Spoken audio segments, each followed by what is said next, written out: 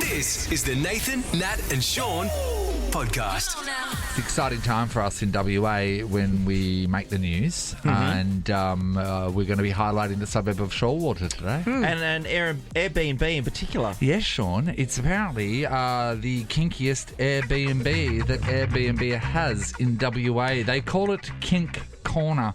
It's owned by a sexologist. Is this a particular name's category? Jasmine. You know how you can search for like swimming pool or... Well, I searched on it this morning and just put in kink, and it came up. Oh, there you go. Okay, Yeah. so maybe... Sorry, can I just ask you, the sexologist? Yes. How do you become a sexologist? You just watch people do it and then you tell them they're doing it right or wrong.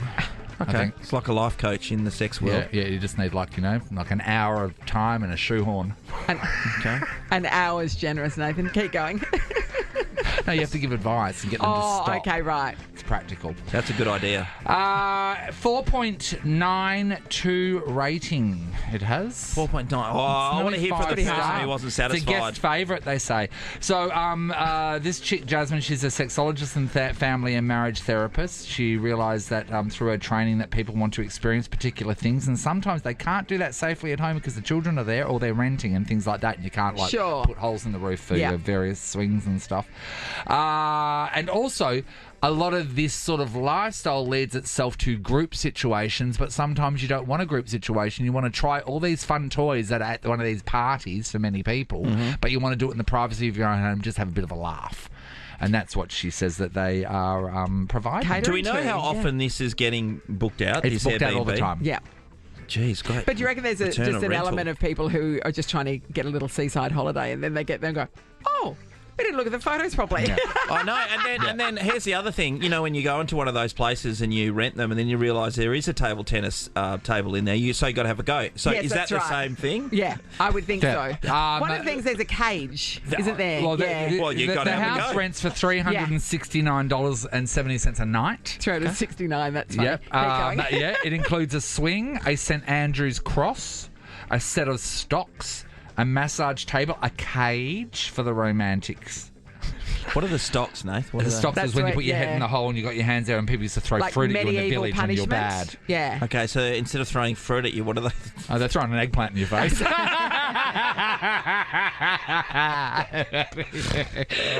So there's an outdoor bath and a shower as well. Everything is weight rated, so you can go in there and just swing Right. to your heart's Just so content, you not know. worry Oh, about yeah, it. yeah. That's why you Pulling worried the about beams out having the of the roof. burrito. Yeah, that's right. And you know, I remember I was putting in those bolts into the wall the other day.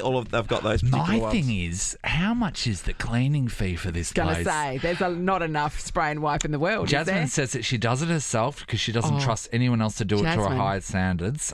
She said that our assumption is you've touched everything, and everything that we've brought, we can sterilise. I don't know if you do. That's pretty We good. assume that you've sat on everything, or everything's gone in you. And then we start at the front, and then we work our way through. Yeah, I don't From the believe front they're door to the cleaning back door. everything. How dirty is the back door? You're going to need the mop for that one.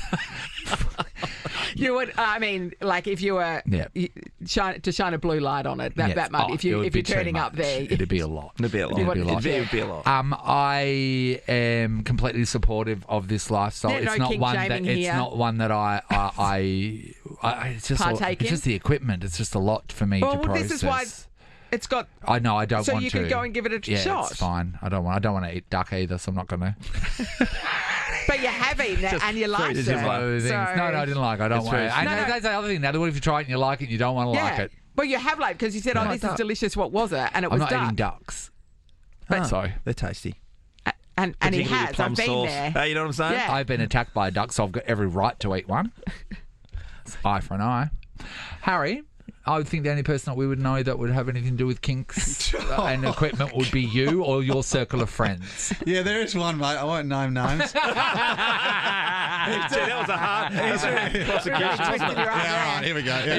He folded like a cheap suit. No, there's got to be lots of people out there. And again, no shame. No shame, no shame. Great work. No yuck to your yums. He's definitely open about it, and he has recently built a house. Wonder if he's installed anything, but he's definitely had some trouble at the There's a subterranean level Yeah. there. He's definitely had some trouble at the airport where he's on the way to Bali, where his suitcase got searched, and there are a couple of questionable items. Yes, Well, yes. because a lot of things look like weapons, but Yes. they're not. Like they're not. You're not using those nunchucks in the traditional way. No, that's right. One time we were playing North Melbourne in Canberra, and after training there was nothing to do, right? So we're trying Nothing to fill to the do. head. So let's get a cab out to Fishwick. Of course. And Fishwick's an industrial area where all Australia's This porn is come from. before the internet, everybody. Yeah, we were playing next day. It was a Sunday, so it was a Saturday. Yeah. And we roll out there. We go into this place, and it was called Adam and Eve's. Yeah. And a couple of blokes were getting around, grabbing a few bits and pieces. Anyway, by the time A we'd couple of gone blokes. and Yeah, keep going. we'd gone through to leave the airport in Canberra, one of the guys got his bag searched because he'd bought some handcuffs and some other stuff. Oh, So he got pulled over right, to the side, and we were all yes. pointing the finger. Yeah, got ya. We found a spot for your baby moon, Ellie. It's a little B&B. Shorewater. Shorewater. Yeah, we'll carpool. Can I say, when Dougie bought the house that we moved into, there was a giant industrial-sized hook in our bedroom. In the roof, and they stuck it into the corners, which really upset me. But it was. What else could it be for? Not What a else strong could it be? plant. Yes. An egg chair. An egg chair right against the the wall. Yeah. You wouldn't put it right this against the stuff wall. happens. We're talking about, inspired by the Airbnb in Shoalwater that is the kinkiest Yeah. going around, Search they say. Kink Corner, everybody, and you're going to wait for your booking because it is basically booked It's through full. the Yeah, it is. roof. It's chock-a-block. Particularly for school holidays. Samuel, we got a message on the socials. Yeah, from Ben J. Yeah, Ben. He said, cheapest cleaning fee I've ever seen, $40 win-win. At that place. Because she does it Incredible. herself, She obviously. hand sanitizes That's great. everything. She thinks that everything's touched your bum. Yeah. So she's You've got to keep that in the and she's mix then. probably $40. right. They should be charging more for that. Yeah. Yeah, you're right. No, we are talking about lovers that use equipment, and not equipment that you can keep in the drawer. We're No. talking about like you Serious need a equipment. ute to gret it. Amanda's in Palmyra. Good morning, Amanda. Good morning. Hey, Okay, Amanda. what sort of equipment have you got? Yeah, I do have a swing, and the hook is in my bedroom. My daughter bought a fabric swing from Bali Yeah. one trip, and Like the my what the neighbour- acrobats use. No, like just a cushioned swing. Okay. Yeah, Like you could- one yep. of them ballet Yep, type I got things. you. Yep. And I went, so my neighbour is a roof carpenter, and I asked him to install a hook in her bedroom for that. And then while he was, I thought, I'll just get one installed in my room too. And I bought the swing and, Did you tell him that that it was for a swing like the one that she had bought? I alluded to that, but he, He was on on to to you. it. He was on He to knew. he it. read between the lines. Well, he yeah. knew because after you spoke to him, you zipped your mouth back up. Yes, that's right. Amanda, do you use it often? I haven't for a little while. But it's a lot of good fun. Okay, so Amanda, can I ask you some questions about just how to live with the swing? Do you take it? Do you put it up for use and then take it down after use? Yeah, because Okay. I do have children, Yeah, so I don't want them walking in and sort of. Of course not. So then anyone that, and as Ali did, would move into a house or whatever, or go into someone's place and they see an industrial-sized hook on the ceiling. Do you hang something off it later on to give it some purpose, Like so a people big pot don't plant. think that you've got a swing in your room, or you don't care? I think if I was selling the house at a home open, I'd put a plant up there or something. Just a crawler of sorts. Yeah. The amount All of right, unwilling plants that have been dragged into these scenarios. Tanya's in Jandakot. Hello. Hi, how you guys? Great, Great, Tan. Tanya. Okay. Do you use equipment? We do. We have the standard bondage stuff and whips Standard. and et cetera, and Yep. we use a spreader bar. A spreader and bar. My ex-partner was actually having a cage bought for me. Now, Oh, really? now that's Yeah, we're great. intrigued about the cage Now, situation. cage. I've just pulled up on the Kink Corner Airbnb in Shoalwater, and there's a cage there, and it looks. I was imagining a cage like a cage you would put like a grizzly bear in there, No, so you can this is- stand up. This that- one here, you have to squat in to get in there. And You then would put a Pomeranian in it. Then you stick your head through the top or your head through the side. Is that sort of the cage that you're getting? Yeah, so it restricts you, Okay. and that kind of keeps you in place for anything that needs to That's coming at you. happen moving forward. So when you're in the cage and your head's sticking out, is things happening to your head, or is it more so a restriction thing, and then it's a teasing thing? It can be. It is a restriction, but things are also happening to your head. Yeah. So so your head's busy. You can be in a gimp mask. You can, of course. Yeah, you can play with it however you want to. Okay, great. Tan, you did say about your ex was going to get that before. Yes. Is it something, if you enjoy that kind of thing, that you have to, how long do you roll that out before you're seeing someone? Are you seeing someone? When you start dating someone new, how long before you bring this stuff out? Is that what you're asking? Yes. Oh, Sorry. hell no. It's right at the beginning because it's part of the expectation. So Of course. Yeah. And also, say with your partner, if you are arguing at the time, do you hop in the cage? Because, No. There's a certain level of trust, and it can only happen at certain times. So, definitely not when you're in a bad space. Okay. Very interesting world, Sean. It's the Nathan, Nat and Sean podcast. We've got more with our friend Urzila Carlson live from our Adelaide studios.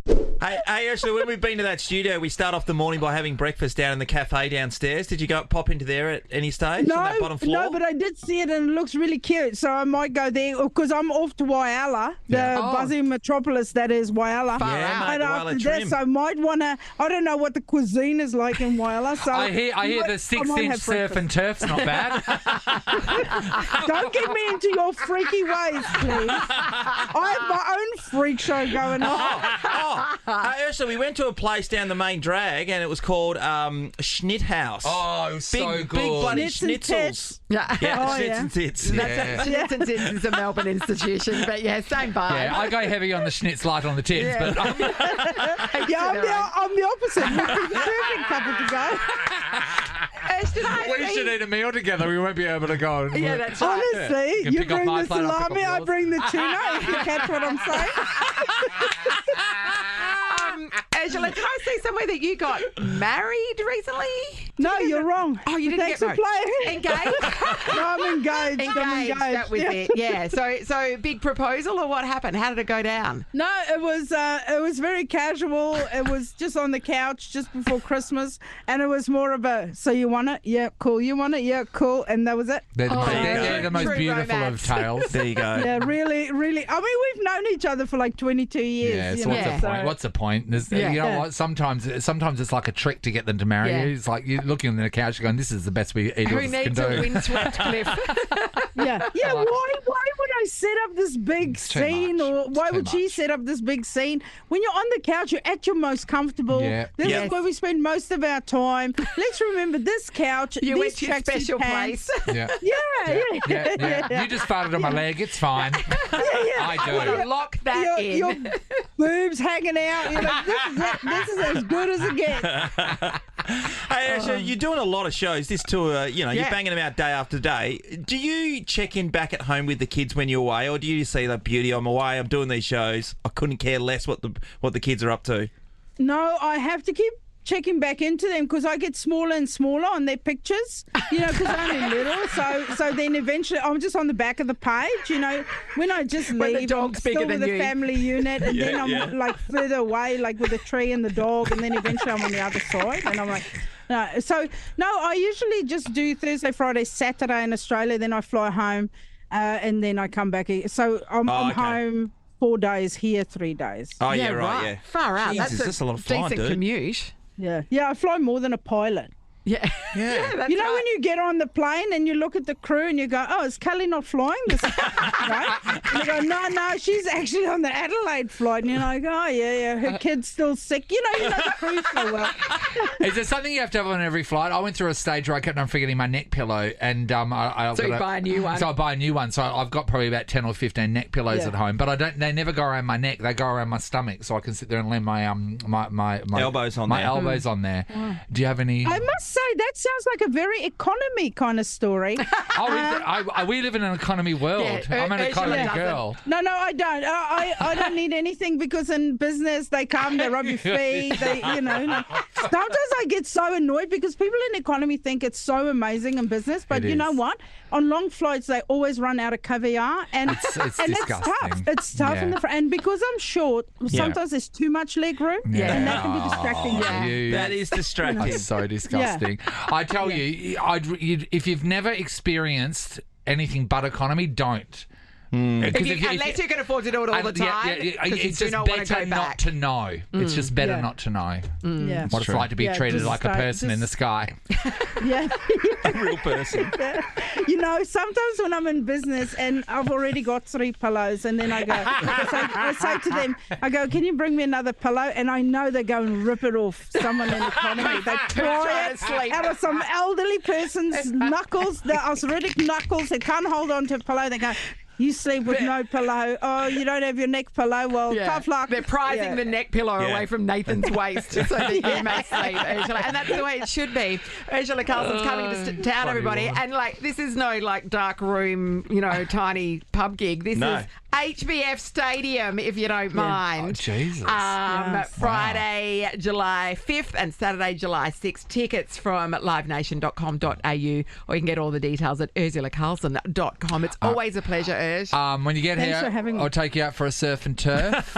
I'll have the turf. You can have the surf. Oh, let me just check my. Oh, I'm busy. No, you're not. I've had your schedule cleared. You're ready to go. Thanks, Urz. It's the Nathan, Nat and Sean podcast. Ellie might have gone home. Ellie's left, and she said she might come back if she can calm down. It's not working. It's got we gave her a brown paper bag. Breathe into. Yeah, we are talking about the realities. Yeah, labour. It's because we've never baby's done coming. We've never laboured. No, never. So we thought we'd better speak to some people that have. Hello, Brooke. Hi. Hi, Brooke. All right. Ellie is probably driving home right now, but she will be listening to what you've got to say. So 6 years ago, I gave birth to my first and had been to the hospital, but they sent me home because I was only just dilated. Yes. And they said, don't come back until 4 in the afternoon. It's your first. You'll be ages. That was at 10:30 in the morning. I was back there at 1 o'clock and pushing in the car park while my husband's getting a parking ticket. Oh, they gave him a ticket. I'm sorry, someone can't be crowning and you give it. No, he was. He was getting a ticket. He was getting a parking ticket. You're buying a parking ticket while I'm pushing in the car park. And then once we got to the ward, there was no midwives or anything around, so they sent a junior doctor in to help me. And she said, you're 10 centimetres dilated. I said, yep, I'm pushing like it's coming. And she said, but your membranes are still intact. My waters hadn't broken. Yes. And then I said, look, I really need to push. And she said, yeah, that's fine, you can push. So I pushed, and honestly, it burst in her face. Like when throwing a water balloon at her. It went 3 metres, it went everywhere. Her mouth wasn't open, was it? Oh, she was devastated. She goes, it got me in the eye. She threw a lanyard off. Her hair was soaking wet. And my husband and I just cracked up. I just couldn't hold it together. I didn't think there was anything worse than someone spitting in your face until I just heard it from that. I guess it's kind of the same. Ellie's back, everybody. Hi, Ellie. Did you hear that? Someone gave birth in a car park? No. Got him from the car park. Quickly, tell Ellie again, quickly. Brooke? So I was 10 centimetres dilated when I first got into the hospital, and the junior doctor said, your membranes are still intact. I said, yeah, my waters haven't broken. She goes, and I said to her, I need to push. So I pushed, and she goes, that's fine, you can push. So I pushed, and my waters broke in her face. Hey, that'll learn. That'll learn. What did you do? Did you just pull out like a small comb, like in Greece, and slick her hair back and keep going? It's not a great day at work, is it? Good. Thanks, Brooke. Sarah's in Wattle Grove. Hello. Hi, Sarah. Good morning, everyone. Hi, Sarah. What happened when you were in labour, Sarah? Oh, golly. So it was 8 years ago with my daughter, and I started contractions 5 minutes apart, and I was at home with my husband, and so he called his mum over to watch our son, and I also called my midwife, and she's like, okay, well, I'm in Northbridge, meet me in Northbridge. And so my husband gets in the car, but obviously I left the fuel get really low. So the light was on. He's like, the light's on. I said, oh, I forgot. I needed to fuel up. So he had to fuel up and then skip the queue. And I'm still contracting 5 minutes apart. And I swear I was going to have her in the car. And I called my midwife. She's like, just meet me at this booze bus spot in Northbridge. At a booze bus spot? She was like, meet me halfway, we'll go together. And it was like, okay, so there's people everywhere. It's about 11 o'clock at night by this stage in Northbridge. Oh, she was out on the piss? No. She's a community midwife. Oh, okay. I thought she was just out drinking. You go pick her up from a pub crawl. It's cheaper than an Uber, Nathan. Surge price, you know. Yeah, swing by Redhead to get me. So what happened next, Sarah? Okay, so I got there and the police actually say to us, okay, we'll be faster, get in our car. So I get on the back of the police car with my midwife. My husband's like, can I follow? And he did tell me eventually that it was like, he was going so fast. Anyways, so they were running lights and my midwife goes, you know, it's King Eddie's, right? And I'm like, oh, you know, they were going to the wrong hospital. And I was like, oh my gosh. And I was still contracting 5 minutes apart. Anyway, so we get dropped off, we get entrance into the back of the hospital, and my midwife assessed me. And she's like, you're not even dilated. I'm like, what? What are you talking about? And she's like, this is called an irritable uterus. And so she's like, you still experience the contractions like regular birth contractions, except you don't actually dilate. And that happened another 2 more times after that. So it's like a false labour. So you were you got a police escort, not even a police escort. You were in a police car and taken that, and you weren't giving birth. Yes, no. I love that. So good. Chelsea's in touch. Hello. Hello. Hey, Chels. Chels. Okay, tell Ellie everything that happened. Okay, so I had quite a tough time with my first pregnancy. I had the irritable uterus as well. And I find that such a funny Yeah, comment. we've got the irritable woman. Yeah, we've got it. Yeah, I live with one sometimes. Yeah. I got quite sick towards the end. I had preeclampsia. Yeah. Which can make you quite ill. So they admitted me to hospital and kept me for a few days, and then decided that baby was better out than in, so they decided to induce me. Yeah. So they woke me up nice and early, took me through at like 6 a.m, and they had to break my waters as well.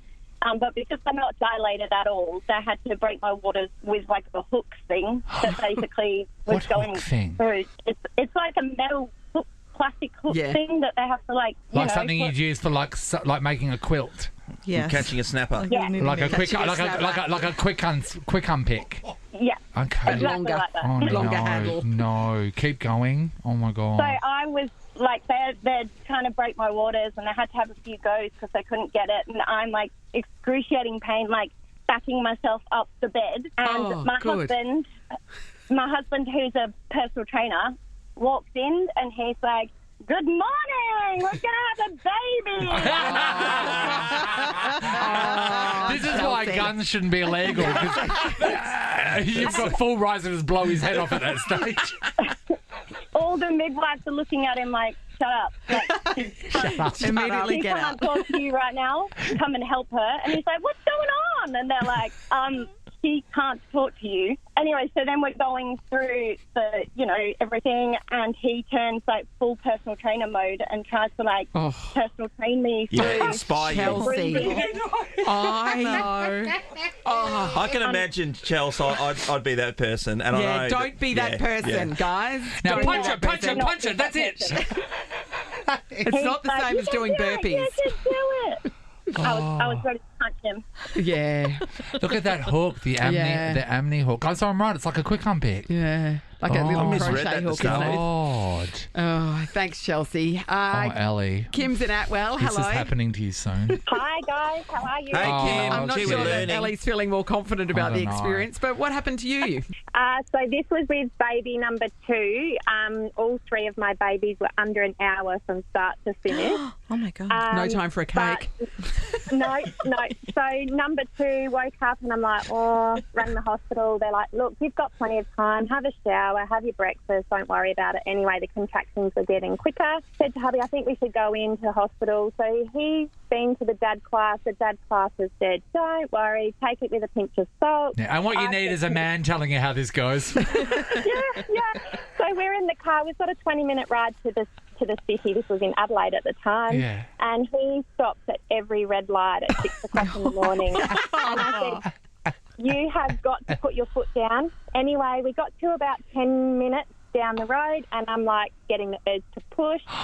And and he's driving Miss Daisy, every red light. You have got to get going, knowing that my first baby was quick. So we get to near the hospital and I've put my hand down, his hand down, and I said, the baby's head is coming out. You have got to put your foot down. Whoa. He's like, oh, yeah, okay, let's go.